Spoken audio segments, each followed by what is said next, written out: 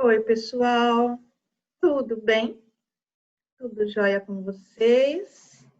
Tudo certinho? Hoje, a Pro vai explicar um pouquinho como é que a gente vai fazer, como é que vai ser a dinâmica das nossas aulas.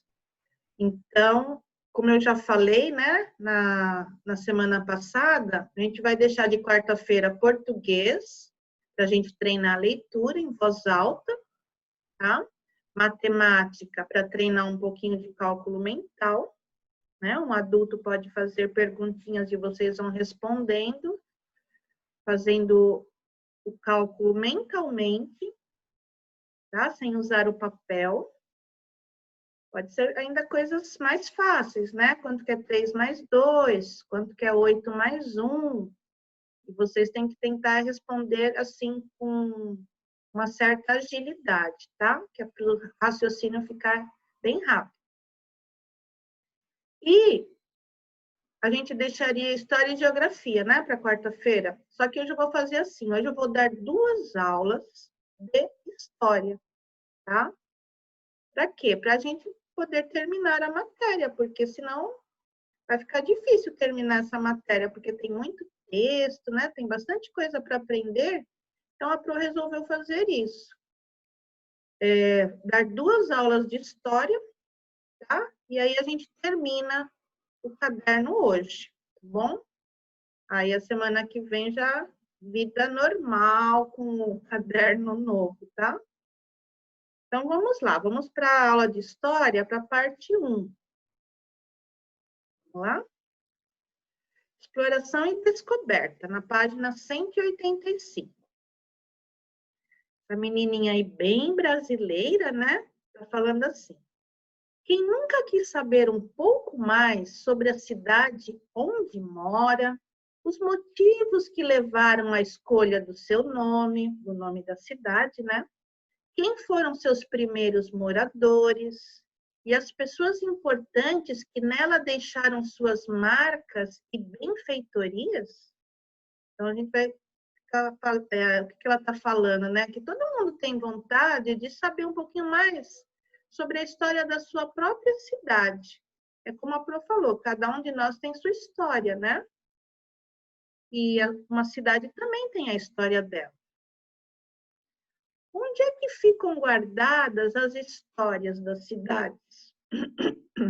Então, se eu quero saber a história de um lugar, né? Então, tem algumas fontes aí onde eu posso procurar essa história, né? Sobre acontecimentos passados. Então, vamos ver. Para conhecer a história de uma cidade, precisamos procurar informações que possam servir como ponto de partida para saber sobre seus lugares, seus moradores, suas construções, entre outros. Podemos usar nessa nossa pesquisa, então, olha, onde é que a gente pode procurar para saber um pouquinho mais sobre a origem da cidade, a história dela, né?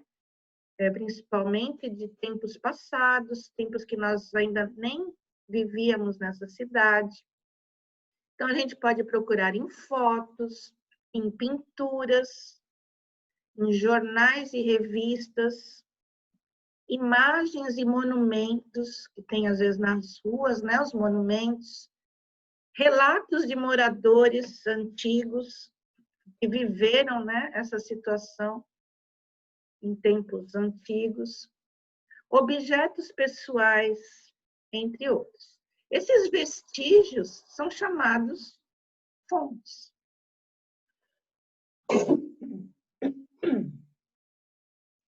É importante, então, tudo isso a gente chama de fonte, tá? De onde é que a gente pode tirar essas informações? É importante conservar as fontes produzidas pelo homem ao longo do tempo, pois elas guardam histórias. Também é preciso protegê-las contra a destruição causada pelo tempo e pelas pessoas, deixando-as acessíveis àqueles que se interessam em fazer pesquisas.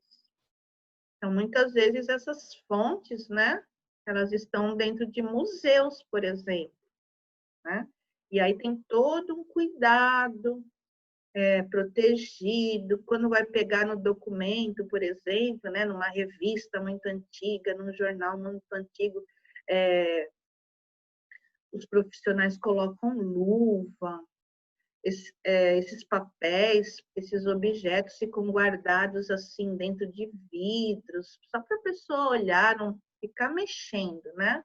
Porque se cada um for lá mexer, daqui a pouco não tem como conservar, né? Porque papel é frágil, né? Então tem todo um cuidado para preservar essas fontes que trazem histórias antigas de um lugar, de uma cidade, de um país, tá? Aqui vocês estão vendo algumas cenas, né?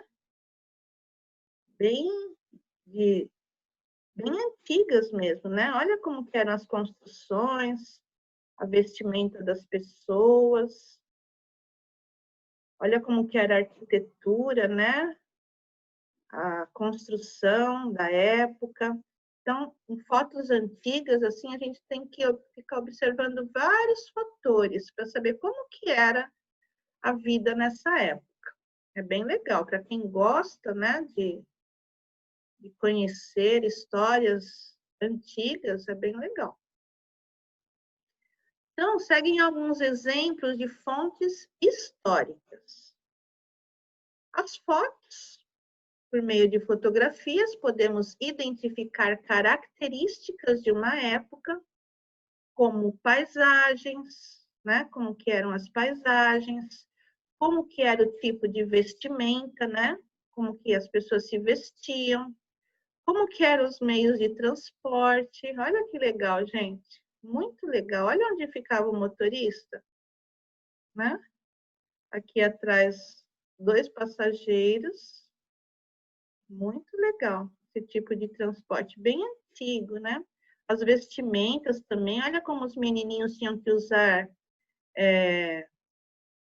um terninho, né? Gravatinha. Os homens só andavam de terno e gravata.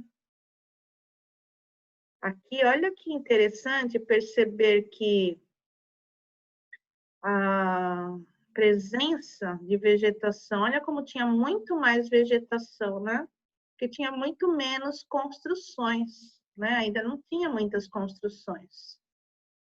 Então, é bem legal a gente observar a história de uma época, né? Através de fotos antigas, né?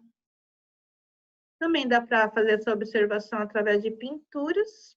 As pinturas nos mostram detalhes de uma época ou de um acontecimento, de acordo com a visão do artista, de quem está pintando o quadro, né?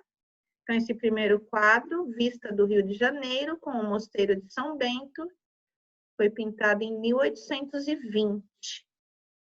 Bem bonito. E o segundo, Praça 15, no Rio de Janeiro, com o chafariz do mestre Valentim, ao fundo, retratada por Debré, no século XIX. Tá? Bem bonito também, muitos detalhes, né? O guarda aqui, as vendedoras de quitutes. Bem legal. Então, tá vendo? Também dá para a gente conhecer um pouquinho da história de um lugar através de pinturas antigas também, né? Elas deixaram retratado o que estava acontecendo num determinado lugar, numa determinada época, e agora, depois de séculos, né? A gente consegue conhecer um pouquinho dessa história antiga, né? Também dá para a gente conhecer alguns fatos históricos através de jornais antigos, revistas, livros. São os registros escritos. São fundamentais para a compreensão de fatos importantes para a construção da história, tá? Então, já está um pouquinho assim, o papel já está um pouquinho envelhecido, né?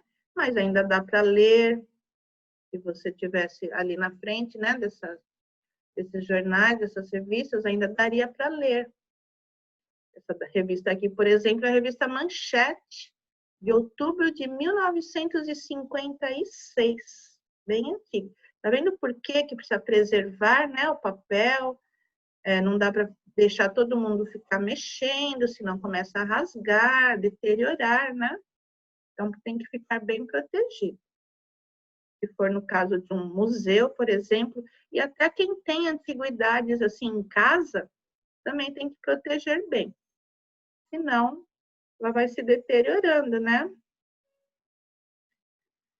Também dá para a gente conhecer um pouquinho da história por monumentos e construções que representam e guardam muitas histórias e muitos acontecimentos do passado. Então, aqui nós temos um monumento que chama Os Bandeirantes, está aqui no nosso estado, né, em São Paulo, na cidade de São Paulo. Ele é de 1953 e ele foi uma homenagem aos bandeirantes que partiram de São Paulo e ajudaram a expandir o território brasileiro, né? Eles foram desbravando aí as terras brasileiras e aumentando a perspectiva de vida, né, em outros lugares, foram fazendo descobertas. Aqui é o Forte dos Reis Magos, em Natal, lá no Rio Grande do Norte. Fica aqui, ó. É uma fortificação para proteger o território contra invasões. Então, muitos lugares que vocês forem visitar, né, litorâneos, vocês vão encontrar um forte, né? E através dessas janelinhas eles ficavam olhando para o mar para ver se não vinha nenhum navio, navio naquela época não, mas nenhuma embarcação querendo invadir as nossas terras. Tá? Então, aqui é um exemplo de monumento, aqui é um exemplo de construção. Antigos, né? Também dá para a gente conhecer histórias, assim, através de relatos orais, alguém contando a história.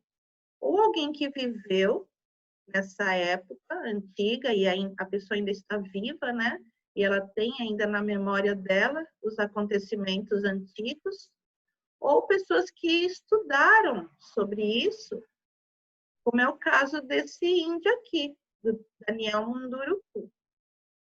Então, relatos orais são histórias contadas por pessoas que passam de pais para filhos. Podem estar também em livros, contos ou passadas oralmente. Então, as pessoas, elas também podem ir contando, né? Nossos avós podem contar algumas histórias para a gente, do que acontecia naquela determinada cidade, como que era a vida antigamente. E a gente guarda essas histórias dentro da gente. Aí, quando a gente ficar adulto e também tiver nossos filhos, a gente vai passando essa história e aí vai sendo de geração em geração, tá? Então, olha o Daniel falando. Nas noites sem lua, nosso espírito fica olhando para dentro, porque ele não tem o brilho da luz para tirar sua atenção. As histórias que conto precisam da atenção de vocês para entrar bem dentro do coração.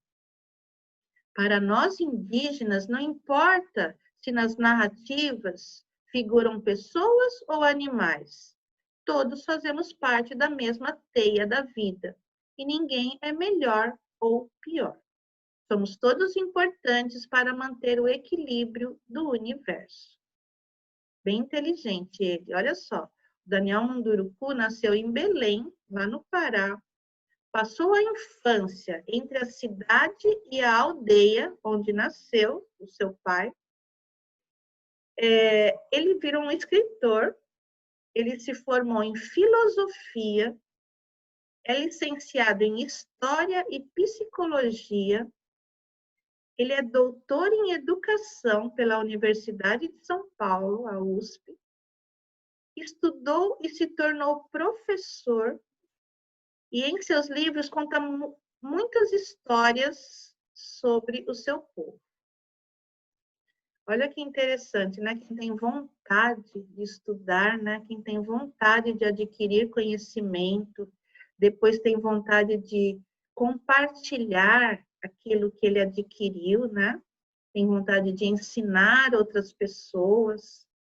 Então, esse índio, ele representa bem o povo dele, né? Que é um povo bem trabalhador, bem inteligente, bem legal. Parabéns para o Daniel Munduruku. Bom, página 188. Fotos, documentos, mapas, relatos orais ou relatos escritos, jornais e revistas antigos, são registros que, quando guardados e conservados, compõem o acervo histórico de um determinado lugar, possibilitando manter viva a memória de fatos ou de pessoas do passado que foram compondo, ao longo do tempo, a identidade de um lugar. Isto é, foram formando costumes, tradições que diferenciam um lugar dos outros, tá? Criando uma identidade mesmo, né? Criando a carinha daquele lugar, a identidade daquele lugar, quais são os costumes, quais são as práticas daquele lugar. E sempre diferenciando um lugar do outro, assim como nós pessoas, né?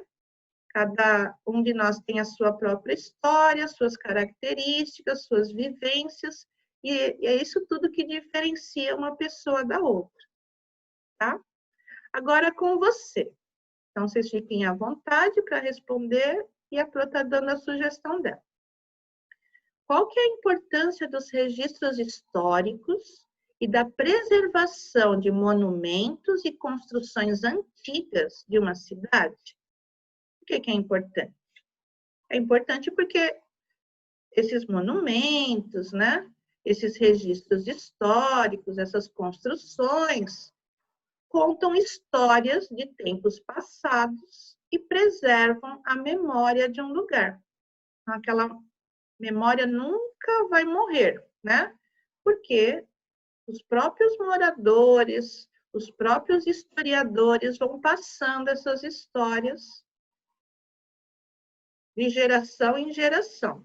E elas podem estar aí registradas em livros, em fotos, em pinturas, através de monumentos, né, que devem ser preservados. Tem gente que fica pichando monumentos, que é um patrimônio histórico daquele lugar, né? Hoje em dia, quem for pego pichando monumento é preso, porque isso é crime. Ele está indo contra a preservação de um relato aí histórico, né? Através de um monumento, a gente pode conhecer a história daquele lugar. Por que foi feito um monumento? Para homenagear o quê? Para homenagear quem? Aí a gente vai sempre buscar conhecer a história do porquê que aquele monumento foi feito, né?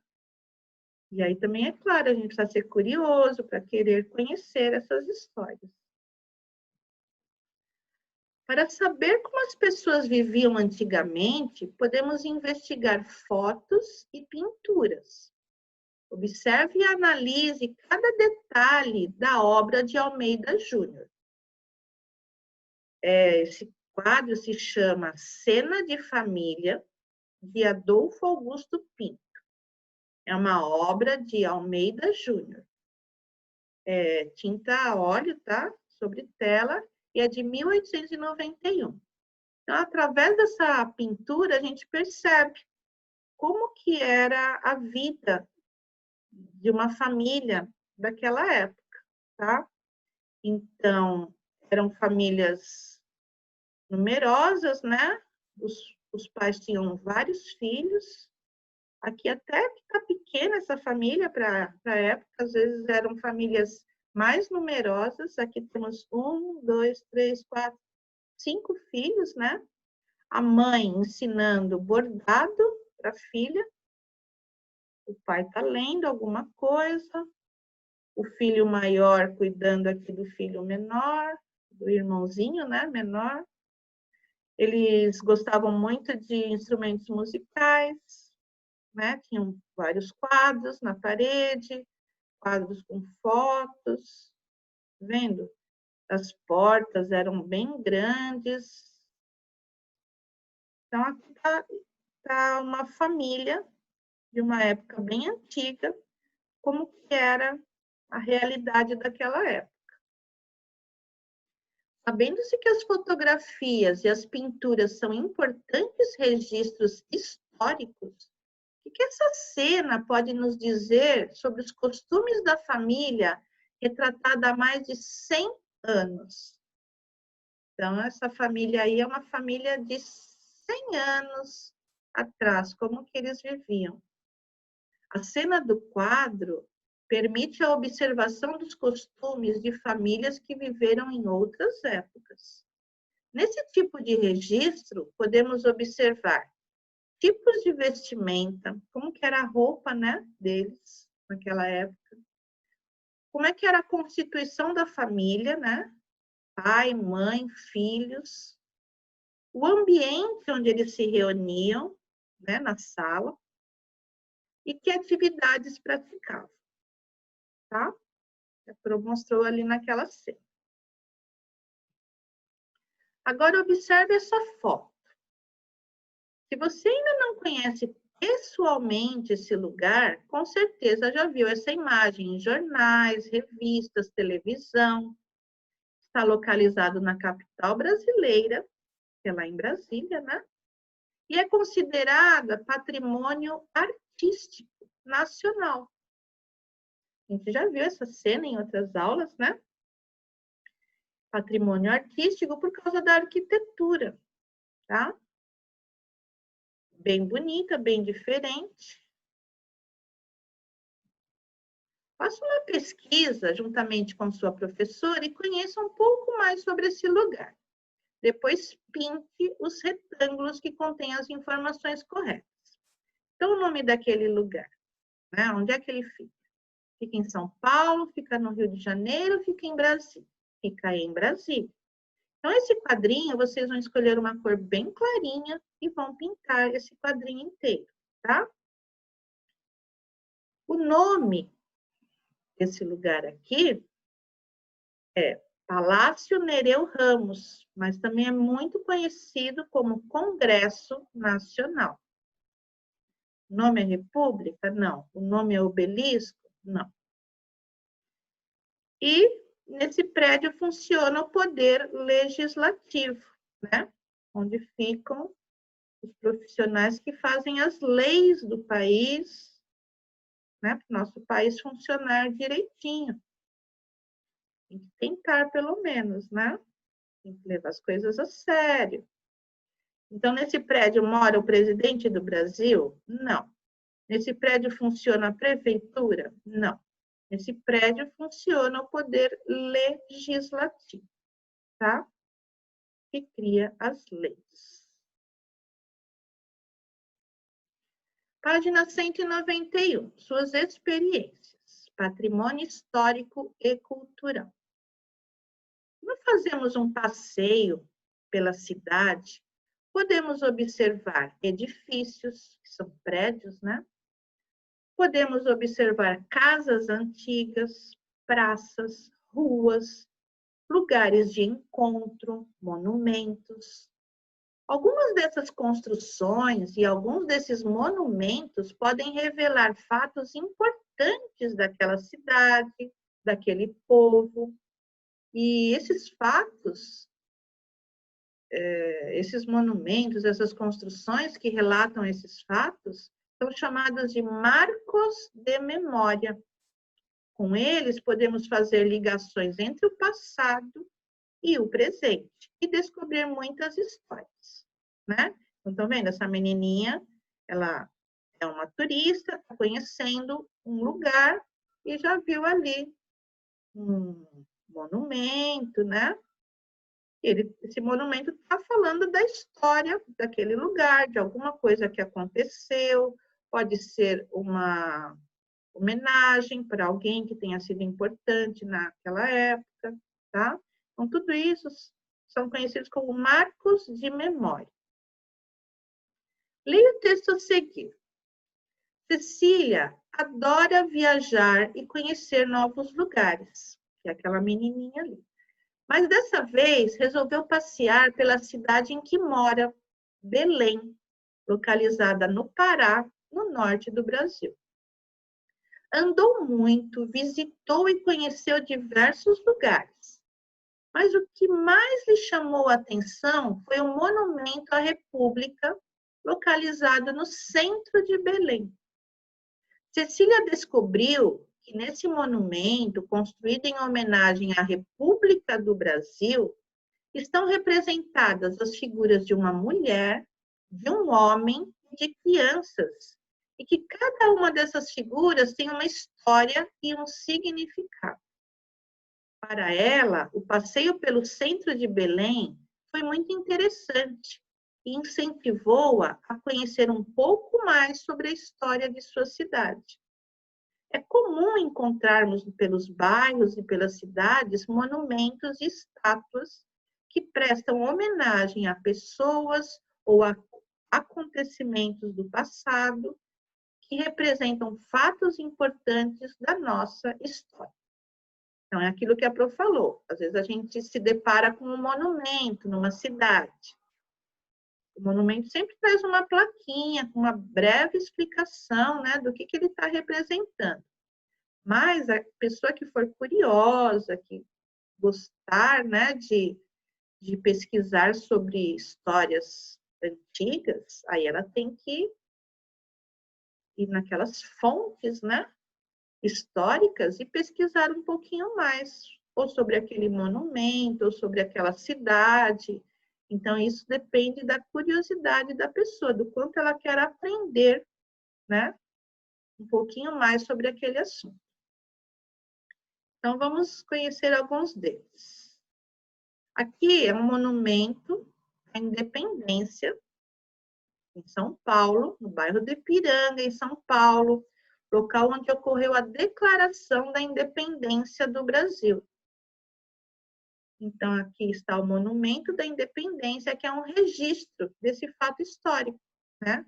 Do dia que Dom Pedro levantou a espada e falou, né, da independência.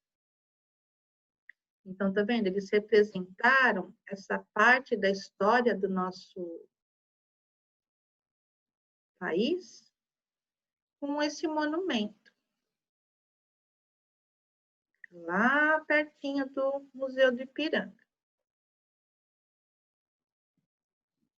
Aqui, a Pedra do Reino também é um monumento instalado em João Pessoa, lá na Paraíba, e ele homenageia a vida e a obra de Ariano Suassuna. Foi um grande escritor brasileiro, esse daqui que é o Ariano Suassuna. Quem puder, ele é o autor, né, do Alto da Compadecida. Quem puder, no YouTube tem muitas aulas que ele chamava de aula espetáculo. Aí vocês vão perceber o quanto ele é inteligente, o quanto ele é engraçado. É impossível você assistir uma aula dele sem dar muita risada. Então, eu dou essa diquinha. Se um dia vocês quiserem assistir uma aula do Ariano Suassuna, uma aula espetáculo dele, eu acho que vocês vão gostar bastante.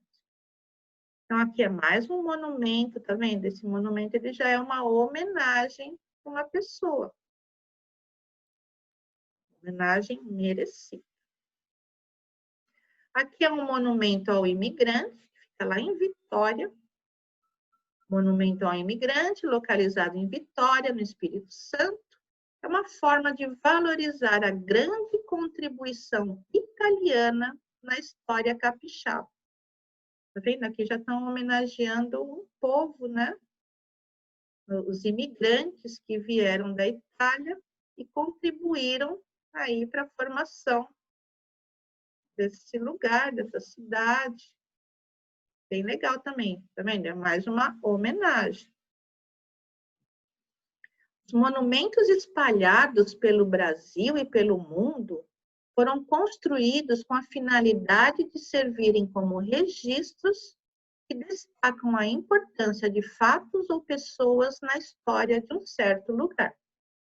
Monumentos e construções antigas devem ser protegidos contra a destruição causada pelo tempo ou pelas pessoas por fazerem parte do patrimônio cultural de um povo.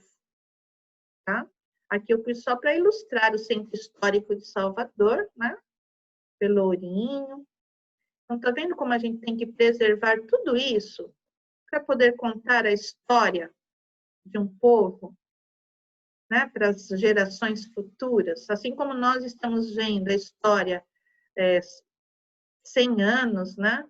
Atrás, tem gente que também vai querer conhecer o que nós estamos passando hoje em dia. Daqui 100 anos, tem gente que vai querer saber como que era o Brasil em 2020, né? O que estava acontecendo. Então, tem que ter esses registros, né? Guardados. Isso é o patrimônio cultural, né? É aquilo que dá identidade para o nosso país, para o nosso povo, aquilo que diferencia esse patrimônio cultural nosso, nos diferencia, por exemplo, do patrimônio cultural de um outro país.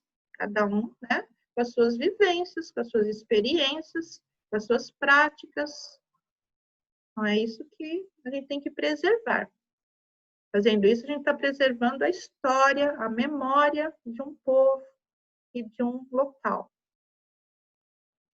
Então, é isso, gente. Daqui a pouquinho a gente volta, tá? Para a segunda parte da aula de história. Tá bom, gente? Então, até mais. Um beijinho da Pro.